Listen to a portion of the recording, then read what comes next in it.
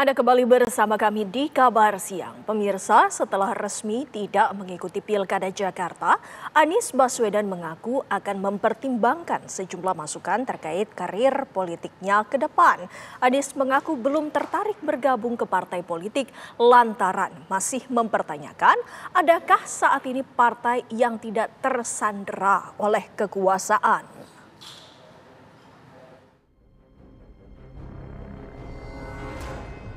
Pasca batal diusung di Pilkada Jakarta dan Jawa Barat, Anies Baswedan memberi sinyal akan bersiap mengambil sejumlah kebijakan terkait langkah politiknya ke depan.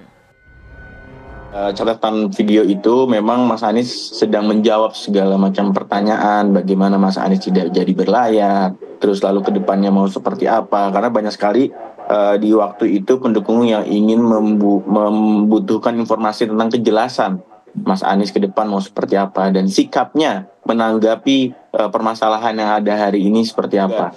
Penggantian ke Menkumham di detik-detik akhir pemerintahan Pak Jokowi menjadi suatu isyarat untuk partai-partai lainnya. Yang ketiga juga dijelaskan juga oleh Pak Erlangga memberikan kesan pada Pak Bahlil bahwa kursi Kapolri aja diambil gitu. Yang ketiga Pak Bahlil sendiri juga sampaikan di pidatonya bahwa jangan main-main dengan Raja Jawa ini, bahwa ngeri barang ini, dia bilang gitu dah. Hal-hal gimmick seperti ini juga memang sudah bisa menjadi suatu kesimpulan dan juga informasi-informasi yang kami dapatkan dari berbagai partai yang memang awalnya mendukung Mas Anies. Terlihat memang ada dinamika partai. Sekali lagi kita tahu bahwa kalau untuk mencalonkan kepala daerah ini ranahnya partai-partai ya. Bahwa apalagi kalau kita bicara terkait dengan PDIP.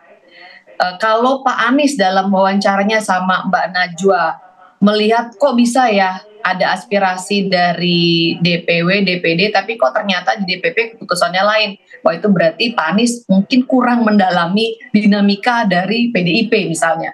Karena di PDIP mau seperti apapun aspirasi di bawah, kalau di ujungnya ketua umum punya aspirasi yang berbeda, keputusan terakhir dan prerogatif itu jangankan untuk kepala daerah, untuk presiden pun itu ada di Ibu Mega, jadi tidak perlu bingung begitu ya, dan akhirnya narasinya kemana-mana. Namun secara terbuka, Anies menganggap hingga saat ini ia belum berkeinginan untuk bergabung ke partai politik yang ada. Anies bahkan secara gamblang mempertanyakan, adakah saat ini partai yang tidak tersandera oleh kekuasaan. Misalnya tersandra, partai mana yang tidak tersandra per hari ini? Nah sebenarnya jawabannya kalau begitu Pak Anies harusnya nggak usah diusung Nasdem dong, karena Nasdem tersandra dong. Tapi faktanya Pak Anies bisa maju dengan Nasdem kan? Berarti apakah Nasdem tersandra atau tidak? Lupa dengan masalah nah, itu yang saya bilang. Kalau itu tersandra, mestinya Bapak ini nggak bisa melaju. PKS sudah ngasih jadwal, ya, kasih timeline kan, waktu kan. Cuma cari 4 kursi saja. Udah saya carikan 18 kursi. Terus dibilang PKS yang salah. Nah, kemudian ketika Nasdem sudah menjanjikan DPD-nya, termasuk PDIP, nah 2 partai ini kan juga Anies yang benar, partai ini yang salah karena tidak berhasil mendukung. Padahal saya sudah katakan dari awal bahwa penentu Pilkada Jakarta ini adalah langitan yang ngurus, DPP. Nggak ada urusan DPD ini. Nah, yang kedua adalah soal yang disampaikan Mbak Grace tadi menarik sebenarnya, jalur independen. Kenapa Anies begitu percaya diri akan diusung oleh Nasdem, PKS, dan PKB, 3 partai ini ya, yang pengusung beliau yang inline dengan Pilpres. Nggak bisa.